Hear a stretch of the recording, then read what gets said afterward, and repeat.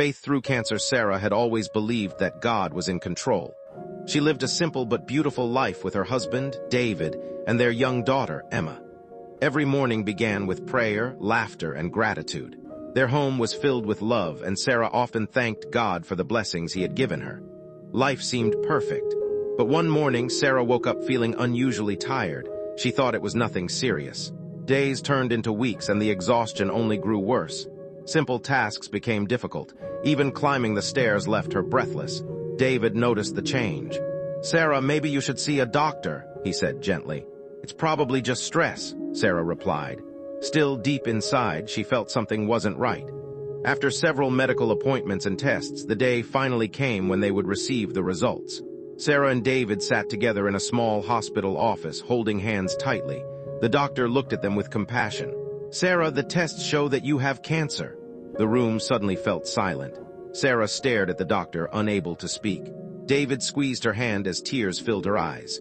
"Cancer," she whispered. The word echoed in her mind. On the drive home, nobody spoke.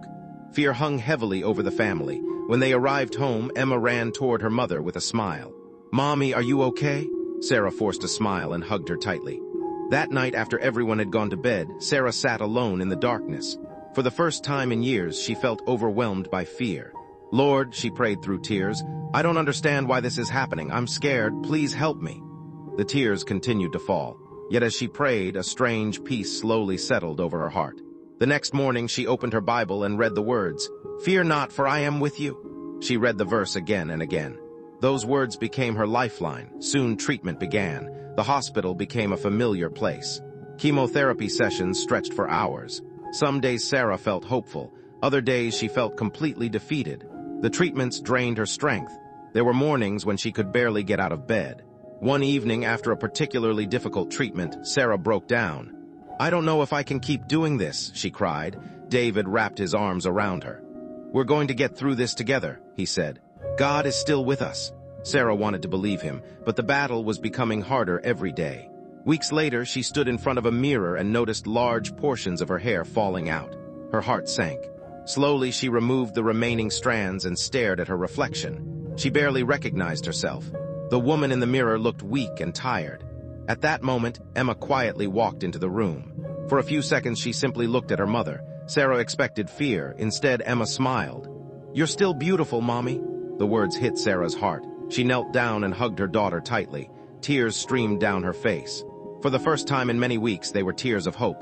As news of Sarah's illness spread, friends, family, and church members began surrounding them with support.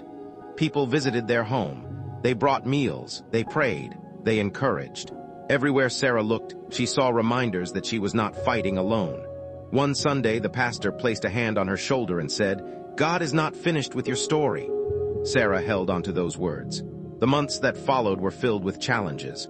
There were good days and bad days, victories and setbacks, moments of confidence and moments of doubt. But through it all, Sarah continued to pray, even when she felt weak, even when she felt afraid, even when she didn't understand. She kept trusting God. Finally, after many months of treatment, another scan was scheduled. The day arrived. Sarah, David, and Emma sat together in the hospital waiting room. The tension was overwhelming. Sarah silently prayed, "Lord, whatever happens today, I trust you." After what felt like forever, the doctor entered the room carrying the results. He smiled. "The treatment is working." For a moment, nobody moved. Then tears filled Sarah's eyes. David covered his face as he began to cry. Emma jumped into her mother's arms. The room that had once been filled with fear was now filled with hope. "Thank you, Jesus," Sarah whispered. Recovery did not happen overnight. It took time. Slowly, her strength returned. Her smile returned. Her energy returned. Day by day, she began rebuilding her life. Months later, Sarah stood before her church congregation and shared her testimony. She spoke about the fear, the pain, the sleepless nights, the prayers, the moments she wanted to give up, and the faith that carried her through. "Cancer tested my body," she said, "but it also taught me to trust God more deeply than ever before. There were days when I felt too weak to keep going, but God carried me when I couldn't carry myself."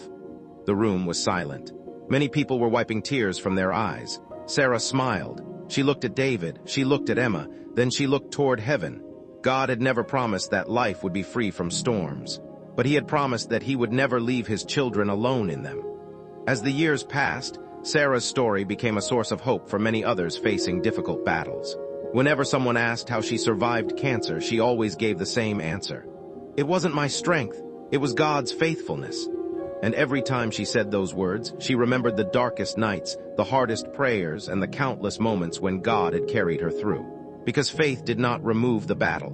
Faith gave her the strength to overcome it. Whosoever going through hard time, keep trusting God.